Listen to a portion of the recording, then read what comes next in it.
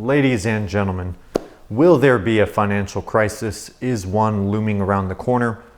Well, the truth is we certainly don't have a crystal ball. However, what we do have are very critical data points that deserve attention and patterns that are worth paying attention to, because these patterns are repeating today and they have repeated every time in history preceding a major financial crisis. So it's worth paying attention to, and we'll talk about that.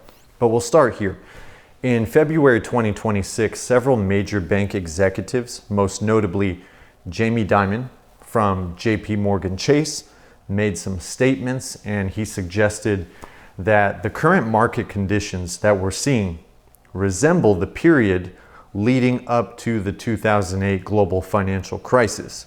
And he was pointing towards elevated asset prices and AI-driven euphoria, increasingly risky lending practices, and things of that nature.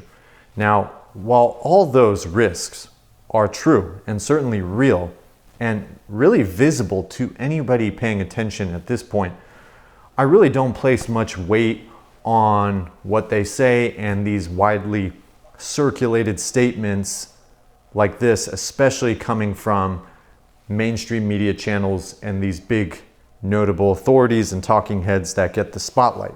Okay, I don't place much weight on that, and I have my reasoning for that, which I've explained many times. But simply it's because by this point they're only highlighting what's already obvious, okay, missing a lot of context behind the surface that actually matters more to give investors an edge. They're always late to report the story. So more importantly, they're not telling you the full story. They're leaving out a lot of missing pieces by design. So what tends to be overlooked and what they're not mentioning is that the dynamics that led to every major financial crisis and that led to the problems we're seeing today in the markets and the economy are structural imbalances in the system that were already building up and already in motion, even before the Iran conflict and all the geopolitical issues. So regardless of whatever narrative happens to be in focus, they're missing a lot of pieces of the story by design. So while these executives and talking heads may be pointing out surface level risks that are obvious at this point, they're not necessarily providing deeper, more important context that actually gives retail investors a serious edge in the market. And in many cases, again, this is by design. They're not allowed to say certain things at certain times.